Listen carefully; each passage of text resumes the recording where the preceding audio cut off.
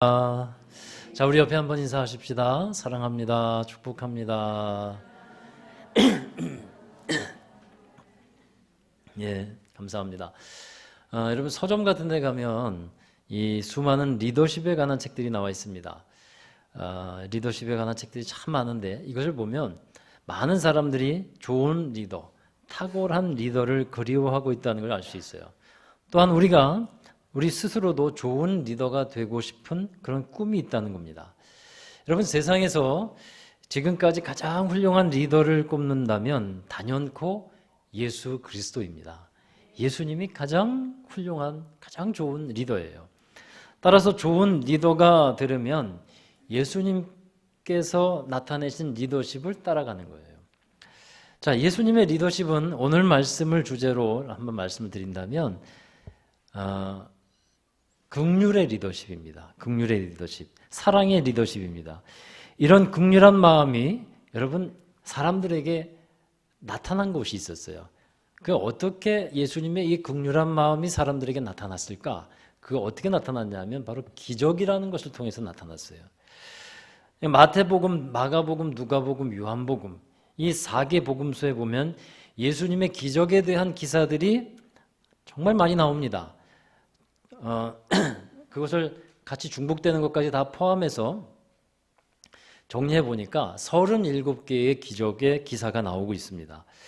자, 이러한 기적은요, 크게는 세 가지로 이제 분류할 수 있는데, 첫 번째 기적은 병든 자를 고치는 기적입니다. 나병 환자를 깨끗하게 하신 일, 또 침상에서 이게 친구들의 도움을 받고 실려온 중풍병자를 고치신 일, 이런 것들이 다 기적이죠. 또 열두해를 혈루병을 앓았던 여인을 고쳐주신 일, 손 마른 자를 고쳐주신 일, 이런 것들이 다 이제 치유의 기적이었습니다. 그 외에도 치유의 기적들은 셀 수 없이 많죠. 그리고 두 번째로 분류한다면 두 번째는 귀신을 쫓아내는 기적이었어요. 귀신 들린 많은 사람들이 있었는데 예수님은 이들에게서 귀신을 내쫓습니다. 귀신들이 떠나가면서 병들게 된 것도 낫게 되고 온전하게 되는 일들이 일어났어요. 그러니까 귀신 들려서 말 못하는 사람도 있었고 귀신 들려서 보지 못하는 사람도 있었고요. 그런데 귀신이 떠나가면서 나음을 받습니다. 그리고 세 번째 기적은요, 초자연적인 능력을 나타내는 기적입니다. 그러니까 큰 폭풍우를 꾸짖어가지고 잠잠케 하신 일, 베드로에게 깊은 곳에 가서 그물을 내려라 했을 때 베드로가 말씀을 의지해서 그물을 내렸을 때 그물이 찢어질 정도로 많이 잡혔던 일들, 또 오늘 말씀에 이제 보면 초자연적인 초월적인 기적이 두 가지가 나오는데 물고기 2마리와 떡 5덩이를 가지고 남자만 5,000명이나 되는 사람을 먹이시고 12광주리를 남기신 일, 그리고 이어지는 또 하나의 기적은 예수님께서 물 위를 걸어서 제자들이 타고 있던 배에 오신 기적, 이런 기적들이 있었다는 거예요. 자, 여러분, 기적이라는 것은 과학적으로는 설명할 수 없는 일들을 말합니다. 우리 인간의 이 지식으로, 과학적인 지식으로는 설명될 수 없는 것을 우리는 기적이다라고 말을 합니다. 그러면 예수님의 기적과 또 그 외에 사람들이 일반적으로 말하고 있는 그런 기적들과의 차이는 어디에 있을까? 여러분, 이 무당이 작두를 타는 기적이 있습니다. 무당이 작두를 타죠? 그렇죠? 이것도 기적이잖아요. 과학적으로 누구는 그걸 무게중심이 어떻고 물리적으로 계산을 또 하는 사람도 있던데 그런 것 다 기적입니다. 근데 그 기적과 예수님의 기적의 차이는 어디에 있을까요? 여러분, 예수님이 행하신 기적에는 특징이 있어요. 예수님의 기적은 자신을 위해서 행하시는 기적이 아니었어요. 예수님은 기적을 과시하지도 않았습니다.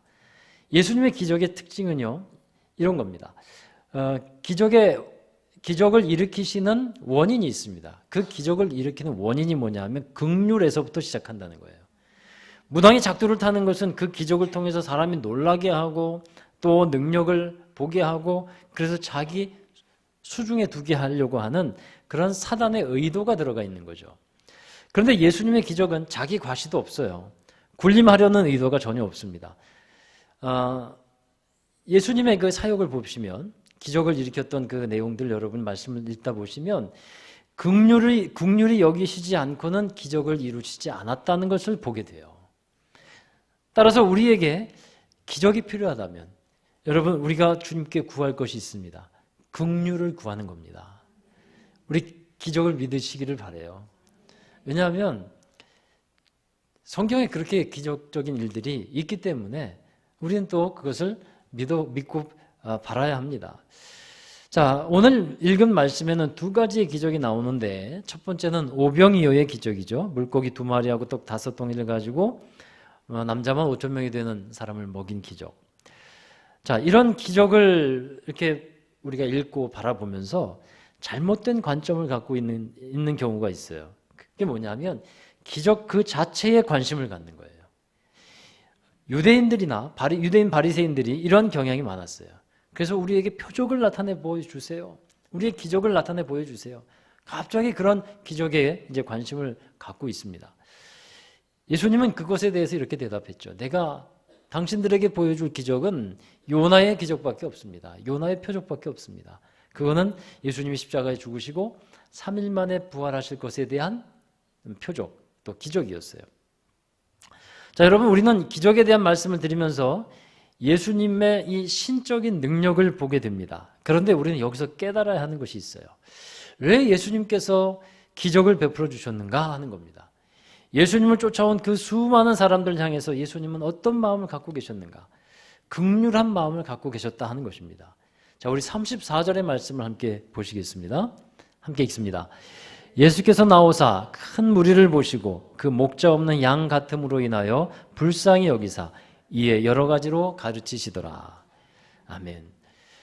성경에 사람을 양으로 많이 비유했는데, 사람들이 삶의 인도자 없이, 보호자 없이 그렇게 살아가는 것을 예수님은 불쌍하게 여기셨다는 거예요. 그러니까 불쌍하게 여기셨다는 건 실제로 불쌍하다는 겁니다. 그래서 우리의 삶에는 반드시 목자가 있어야 하는 것입니다. 그래야 우리의 소속이 분명해지는 거예요. 그것이 없으면 불쌍한 삶이 되는 겁니다. 여러분, 예수님께서 불쌍히 여기시는 이 마음, 이것이 바로 긍휼이라는 거예요. 우리가 주님 앞에 나올 때 긍휼히 여김 받기를 원하는 기도를 드립니다. 이 기도는 은혜를 구하는 기도인데 우리를 불쌍히 여겨달라는 기도예요. 여러분, 우리를 불쌍히 여겨달라고 기도한다고 해서 혹시 이런 생각을 가지시면 안 돼요. 내가 너무 비참해 보이는 것은 아닐까? 내가 너무 없어 보이는 것은 아닐까? 그런 것이 아닙니다. 여러분, 언제나 우리는 어디서나 하나님께 긍휼히 여겨달라고 하는 간구를 해야 하는 거예요. 우리 교회를 보고 어떤 분들이 여기까지 온 것에 대해서, 개척 이후에 여기까지 온 것에 대해서 대단합니다 라고 치켜세우는 분들이 있어요. 정말 감사한 일이죠. 우리 교회가 여기까지 이렇게 올 수 있었던 것은 진짜 감사한 일인데 대단합니다 라고 막 얘기를 하는 분들이 있어요. 그러면 제가 그렇게 주로 말을 합니다. 우리 하나님이 우리를 긍휼히 여기셔서 그래요. 긍휼히 여기셔서 그래요. 여러분, 긍휼이라는 것은 남을 불쌍히 여겨서 돕는 마음을 긍휼이라고 합니다. 히브리어로 헤세드라고도 하고 헬라어로는 엘레에모네스라고 하는데, 우리말로 인자, 자비, 사랑, 불쌍히 여긴다, 민망히 여긴다, 이렇게 번역이 되는데, 토마스 왓슨이라는 사람이 있는데 이 사람은 긍휼을 이렇게 표현했어요. 병자를 방문하는 의사와 같은 것이 긍휼이다. 의사는 그냥 가서 방문하는 게 아니라 고쳐주려고 방문하는 거죠. 긍휼은 저주받아 마땅한 죄인에게 저주하지 않는 게 긍휼이에요. 무시해도 될 사람을 무시하지 않는 게 긍휼입니다. 버림받아야 할 사람을 버리지 않는 것이 긍휼입니다. 불쌍하게 여기면서 도와주는 것이 긍휼이라 하는 것입니다. 성경에 보면요, 여러 사건들 가운데 하나님이 불쌍히 여기신다는 말씀이 수없이 많이 나옵니다. 우리 신약 성경만 보면 제가 찾은 것만 해도 수십 개가 돼요. 그런데 그냥 세 구절만 함께 찾아서 읽도록 하겠습니다. 누가복음 7장 13절, 주께서 과부를 보시고 불쌍히 여기사 울지 말라 하시고, 요한복음 11장 33절, 예수께서 그가 우는 것과 또 함께 온 유대인들이 우는 것을 보시고 심령에 비통히 여기시고 불쌍히 여기사, 마태복음 14장 14절, 예수께서 나오사 큰 무리를 보시고 불쌍히 여기사 그 중에 있는 병자를 고쳐주시니라. 아멘. 그러니까 예수님께서 이처럼 불쌍히 여기셨다는 말씀, 이 말씀 가운데 무엇이 뒤따라오냐 하면 기적이 뒤따라오더라 하는 거예요. 자, 이 말씀을 통해서 우리는 분명히 알아야 되는 것은 우리를 긍휼히 여겨주신 하나님 앞에 긍휼을 구하면서 나아가야 한다는 사실입니다. 두 번째로 나오는 기적이 있어요. 연이어서 읽었는데 예수님께서 무리를 걸어서 제자들에게 나오는 기적이죠. 무리를 걸어서 오신다는 것만 보면 이것도 과학적으로 또 이성적으로 설명할 수 없는 거죠. 자연 법칙을 뛰어넘는 초자연적인 역사입니다. 자, 우리가 이 물 위를 걸으신 예수님에게만 신경을 쓰게 되면 이런 반응이 나와요. 참 예수님은 대단한 분이다. 역시 예수님은 초능력도 있으셔. 자, 이런 반응을 갖게 된다는 거예요. 그런데 여러분, 물 위를 걸어서 제자들이 탄 배로 나오시는 이유를 또 잘 알아보세요. 이런 기적을 통해서 알게 되는 것은 예수님께서 제자들을 얼마나 사랑하시는지, 얼마나 긍휼히 여기셨는지를 알고 또한 그들의 필요를 외면하지 않으셨다는 거예요. 여러분, 예수님은 제자들에게 참으로 따뜻하고 배려심이 깊은 리더였어요. 제자들이 예수님이 보내신 곳에서 열심히 사역을 하고 들어왔는데 많은 사람들이 예수님을 찾는 통에 제자들이 제대로 쉴 수가 없었어요. 따로 한적한 곳에 가서 쉬라고 했지만 사람들은 제자들이 이제 움직이는 곳을 따라서 그쪽에 가면 예수님도 있을 것이라는 생각을 갖고 우르르 몰려가기 시작했어요. 그러니까 제자들이 쉴 수가 없었어요. 자, 그러한 일로 인해서 예수님께서는 오병이어의 기적을 베풀어 주시는 거죠. 이 사람들이 저녁 때가 됐는데도 먹을 것이 없고 하니까 이제 예수님께서 그 오병이어의 기적을 베풀어서 사람들을 먹여 주셨는데 그러한 사이에 제자들은 여전히 피곤한 몸을 갖고 있었고 쉬지 못했다는 겁니다. 오늘 말씀에 보면 참 재미있는 장면이 하나 나와요. 마가복음 6장 45절 여러분 한번 읽어보십시오. 시작. 예수께서 즉시 제자들을 재촉하사 자기가 무리를 보내는 동안에 배 타고 앞서 건너편 벳세다로 가게 하시고, 제자들이 이제는 정말 빨리 가서 쉴 수 있도록 예수님께서 막 재촉하시는 거예요. 여기서 막 더 일을 하려고 하는 제자들도 있었을 거예요. 야, 그만하고 빨리 가서 쉬어. 빨리 딴 데로 가봐. 거기 가서 쉬어야지 하고 재촉하는 거예요. 그리고 그 많은 무리를, 오병이어 때 모였던 그 많은 무리를 돌려보내는 일을 누가 합니까? 예수님께서 하고 계신 거예요. 원래 누가 해야 돼요, 이런 거? 제자들이 해야 또 괜찮은 것 같잖아요. 근데 제자들은 다 빨리 가. 빨리 가서 쉬고. 그리고 예수님께서 교통 정리하고 계세요. 어떻게 가세요? 얼른 가세요. 재밌지 않으세요? 이런 장면을 보면. 예수님이 이런 리더셨다는 거예요. 혹시 또 이렇게 해석하는 분들이 있을지 모르겠어요. 제자들이 엄청 화가 나가지고 우리 쉬지 못했으니까 힘술이 나가지고요. 그러니까 예수님이 주눅이 들어가지고 얼른 가서 쉬십시오. 그리고 자기가 할게요. 그리고 이렇게 해석은 아니겠죠. 그죠? 예. 그러니까 분명히 예수님께서는 제자들을 생각하셨어요. 제자들의 그 피로를 아셨고 힘든 걸 아셨고 얼른 가서 쉬어라. 그리고 재촉해 주셨다는 거예요. 그리고 제자들을 배를 태워 보내신 후에 예수님은 어디로 가냐면 산으로 올라가셔서 기도를 하십니다. 한참을 기도하셨을 거예요. 예수님의 기도가 기본적으로 1시간 이상이에요. 아마 몇 시간 기도를 하셨어요. 그리고 나서 다시 산 아래로 내려오십니다. 그리고 이제 제자들이 타고 있던 배가 그 시간에 어디 있었냐면 바다 한가운데 있었다 그랬어요. 이때 바다는 갈릴리 호수를 말해요. 갈릴리 호수를 바다라고도 말합니다. 하도 커가지고요. 거기를 그렇게 표현하기도 하는데 갈릴리 호수 중앙에 이제 배가 있었고 예수님은 그 갈릴리 해변에 딱 서 있는 거예요. 그러면서 제자들이 타고 있는 배를 바라보고 있습니다. 그 시간이 언제냐면 사경쯤이었다 그랬어요. 사경이면 새벽 3시입니다. 3시에서 6시 사이를 사경이라고 하는데 그런데 그때에 바람이 심하게 일어나는 겁니다. 그리고 제자들이 어려운 상황을 헤쳐나가려고 바람에 맞서서 정말 힘겹게 노를 젓고 있는 거예요. 근데 이런 장면을 예수님께서 보고 계셨다는 겁니다. 그리고 그렇게 힘들어하는 제자들에게 예수님께서는 물 위를 걸어서 제자들에게 나아가게 됩니다. 제자들은 예수님이 물 위로 걸어오시는 그 광경에 놀라웠습니다. 심지어 무서워했습니다. 이제 마태복음을 보면 귀신이다 이렇게 놀라기까지 했어요. 그런데 예수님은 제자들에게 이렇게 말씀하죠. 안심해라. 내니 두려워하지 말아라. 이런 말로 안심을 시킵니다. 그리고 이제 예수님께서 제자들이 탄 배에 딱 올라서니까 그 세차게 몰아치던 바람이 잔잔해지기 시작하는 거예요. 자, 여러분, 이런 두 번째 기적이 오늘 읽은 말씀이에요. 예수님이 물 위를 걷는 기적을 통해서 무엇을 보여주려고 할까요? 나는 이러한 능력이 있는 하나님이다. 나는 대단하다. 그러니 나를 경배해라. 이것을 보여준 것이 아니라 하는 겁니다. 내가 물 위를 걸어올 정도로 너희를 사랑한단다. 너희의 위급한 상황을 내가 알고 있고 보고 있었고 또 필요한 것을 내가 알고 있단다. 그래서 이러한 물 위를 걸어오면서 너희들에게 온 거야 라고 알려주시고 있는 겁니다. 그런데 말씀해 보면 52절의 말씀해 보면 이런 말씀이 나와요. 같이 읽어보시죠. 이는 그들이 그 떡 떼시던 일을 깨닫지 못하고 도리어 그 마음이 둔하여졌음이로라. 여러분, 이것이 무슨 뜻일까요? 무슨 말씀입니까? 제자들이 물 위를 걸어오신 예수님을 보고 심히 놀랐는데 그 이유가 떡 떼시던 일을 깨닫지 못했다고 하는 거예요. 떡 떼시던 일을 깨닫지 못했기 때문에 심히 놀랐다는 겁니다. 그러니까 예수님이 끼니를 먹지 못하면서 고생하는 그 많은 무리들, 그 사람들의 필요를 채워주셨잖아요. 그 일을 제자들이 잊어버리고 있었다는 겁니다. 그들을 도와주셨던 예수님은 지금 제자들, 자기들이 공궁에 빠져 있고 힘들어하고 있는데 자기들도 도와주시는 분이라는 것을 이 제자들은 잊어버리고 있었다는 것입니다. 지금 제자들이 고생을 하고 있을 때 예수님이 찾아오셨어요. 그게 놀랄 일이 아니라는 겁니다.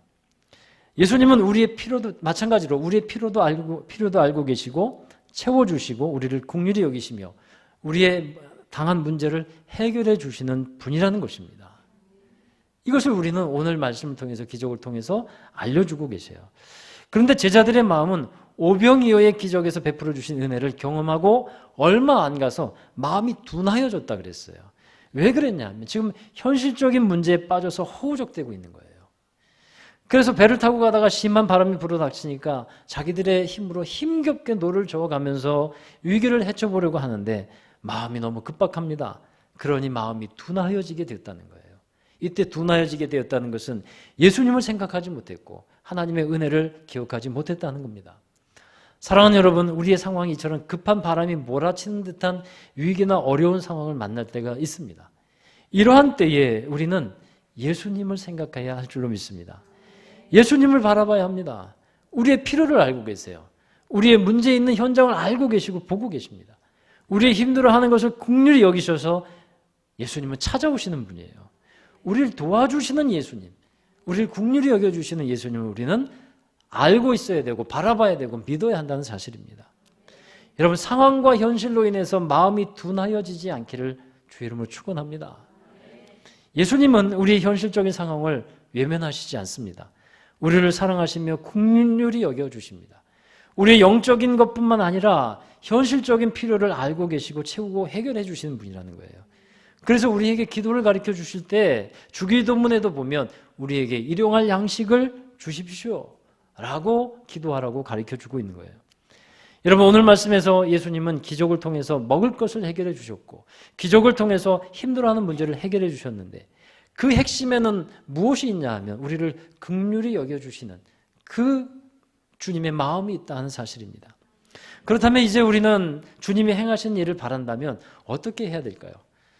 그에 대한 해답이 오병이어의 기적을 베푸시기 전에 제자들에게 하신 말씀 가운데 있어요. 그것에 대한 해답이 37절의 말씀에 보면 제자들에게 이렇게 말씀합니다. 너희가 먹을 것을 줘라. 너희가 먹을 것을 줘라. 여러분, 이 말씀에서 제자들은 우리가 가진 것이 없는데, 우리가 돈이 없는데 그들에게 먹을 것을 어떻게 줄 수 있습니까?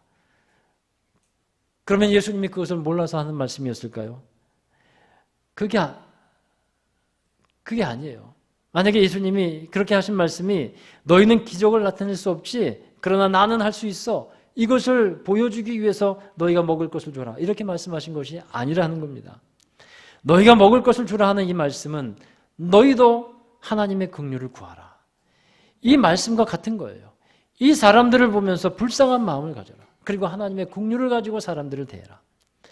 여러분, 예수님은 우리에게 이렇게 말씀해 주셨어요. 긍휼히 여기는 자가 긍휼히 여김을 받을 것이다. 우리가 이 같은 국률함을 가질 때 우리는 하나님이 지금도 행하시는 기적과 같은 일을 경험하게 될 수 있다 하는 사실입니다. 어제는 우리 교육부에 교사로 임명된 선생님들과 함께 교사 워크숍을 진행했습니다. 그 자리에서 우리가 함께 본 말씀이 누가복음 10장에 나오는 선한 사마리아인의 비유였어요. 어느 율법 교사가 예수님께 나와서 누가 우리의 이웃입니까? 라고 물었을 때 이 예수님은 선한 사마리아인의 비유를 들어주셨죠. 한 강도 만난 사람이 있어서 모든 것을 다 빼앗기고 매맞아 죽을 지경이 되었는데 그 길가에 누워있는 강도 만난 자를 지나가던 제사장과 레위인은 그들을 도와주지 않습니다. 보고도 그냥 지나갑니다. 그를 긍휼히 여기지 않습니다. 그런데 한 사마리아 사람은 그것을 지나가다가 강도 만나서 거의 죽게 된 그 사람을 외면할 수 없었어요. 그를 긍휼히 여겼어요. 그에게 밥을 사줬고 또 잠자리도 제공해주고 또 후일에도 신경을 써줬습니다. 그래서 이 본문을 가지고 선생님들과 이렇게 나눴어요. 우리 아이들도 지금의 현실 속에서 강도 만난 그런 처지에 있는 아이들이 너무 많다는 겁니다. 그런 상황 속에 있는 아이들에게 우리가 업무적으로 대하고 형식적으로 대하고 그냥 그들의 아픔이 있는데도 알지 못하고 그냥 지나쳐 버린다면 그것은 제사장과 레위의 이 모습과 똑같다라는 거죠. 그냥 지나쳐 버리는 교사가 되지 말자고 했습니다. 아이들의 아픈 마음이 있으면 어루만져주고 함께 고민을 들어주고 그런 교사가 되자. 그러하기 위해서 내 것을 희생하고 아이들과 함께하는 교사가 되자라고 또 말씀을 했어요. 여러분 그렇게 되기 위해서 필요한 것이 있다면 마찬가지로 사랑과 긍휼의 마음이라 하는 것입니다. 그것이 하나님의 기적을 이루어가는 귀중한 원동력이 되는 겁니다. 미국의 뉴욕에 가면 이제 2개의 공항이 있대요. 케네디 공항이 있고 또 하나의 공항이 있는데 라구아디아라는 공항이 있다고 합니다. 이 라구아디아라는 이름은 뉴욕에 있는 시민이 아주 사랑했던 유명한 한 시장의 이름이라고 해요. 라구아디아는 시장이 되기 전에 아주 유명한 판사였다고 합니다. 추운 어느 겨울날에 가족들 없이 혼자 살았던 이 한 노인을 이 라구아디아 판사가 재판을 하게 된 일이 있었어요. 그는 돈이 없어서 너무나 배고픈 나머지 한 사람의 지갑에서 20불을 훔치다가 체포되어서 법정에 서게 되었다고 합니다. 법정에서 판결을 하기 전에 마지막으로 판사가 그 노인에게 이렇게 물었어요. 어르신 하실 말씀이 있습니까? 그러자 이 노인이 이 판사를 가만히 쳐다보다가 이렇게 말을 합니다. 판사님, 저에게 한 번만 긍휼을 베풀어 주십시오. 잠시 동안 그 노인을 이제 바라보던 판사는 이렇게 대답합니다. 맞습니다.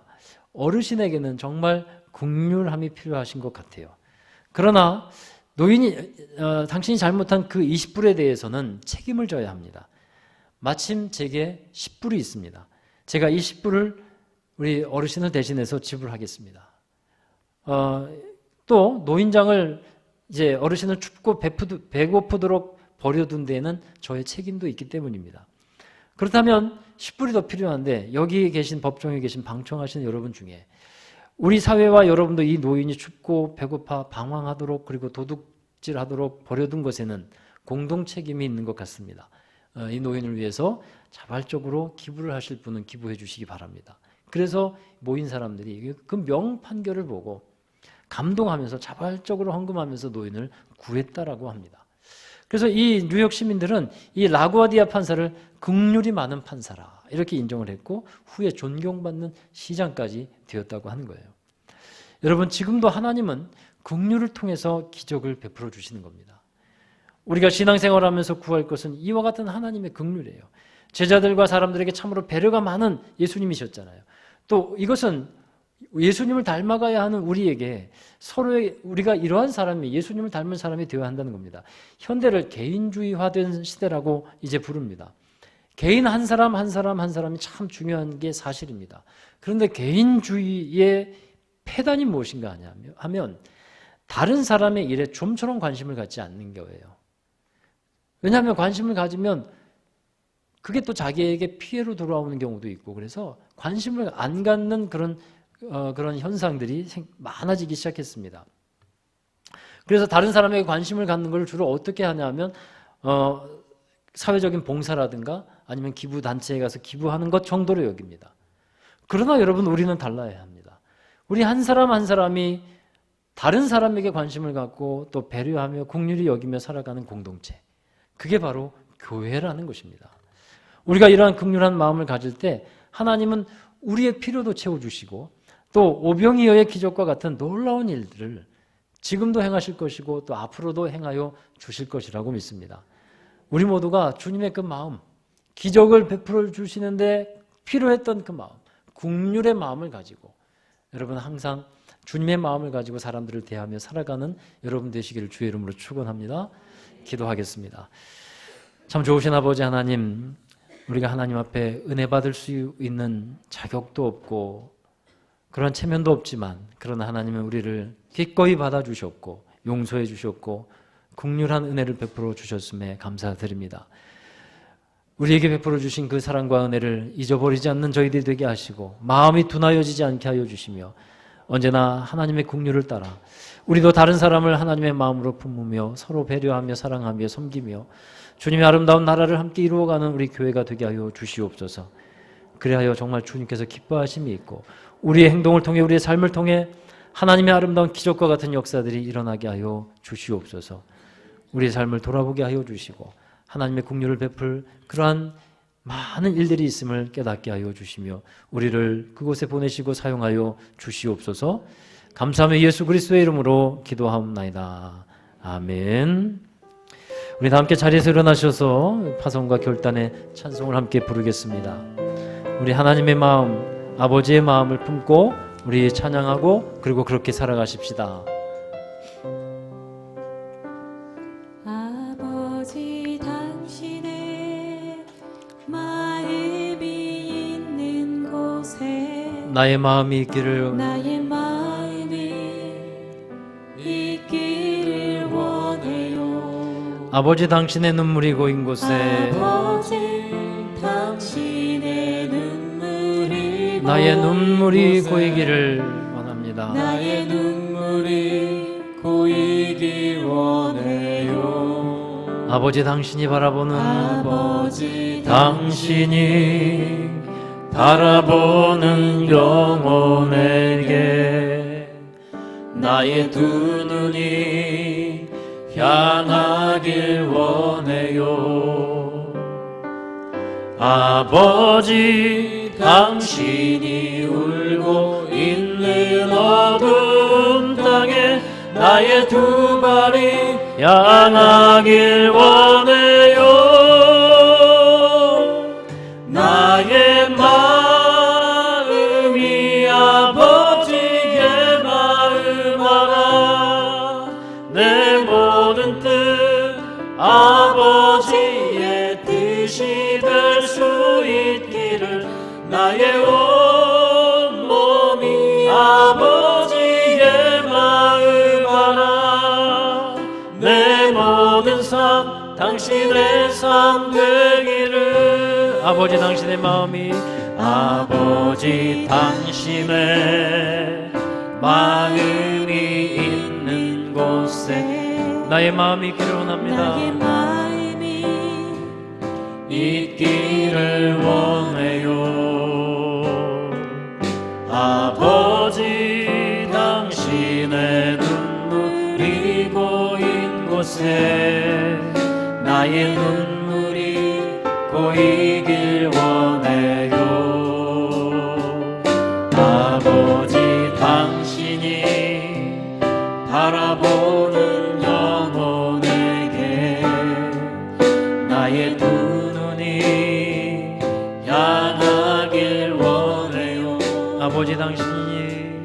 아버지 당신이 울고 있는 어두운 땅에 나의 두 발이 향하길 원해요. 나의 마음이 아버지의 마음 알아. 내 모든 뜻 아버지의 뜻이 될 수 있기를 나의 온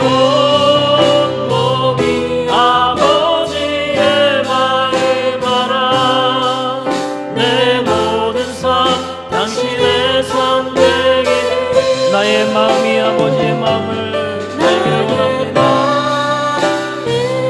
아버지의 마음을 알아 내 모든 뜻 아버지의 뜻이 될 수 있기를 나의 온 몸이 아버지의 마음 알아 내 모든 삶 당신의 삶 되기를 내 모든 삶 당신의 삶 되기를. 아멘. 우리 함께 기도하십시다. 우리 주님의 마음을 구하며 주님의 사랑을 구하며 주님의 마음이 있는 곳에 나도 그 마음이 내 마음이 거기에 있고 주님의 마음이 있는 곳에 내가 거기 가 있는 그러한 삶이 되게 하옵소서. 주님의 긍휼을 구하며 주님의 기적 같은 역사를 이루어가는 일에 내가 함께 있기를 원합니다. 우리 함께 통성으로 주님의 마음을 구하면서 기도하겠습니다. 거룩하신 아버지 하나님,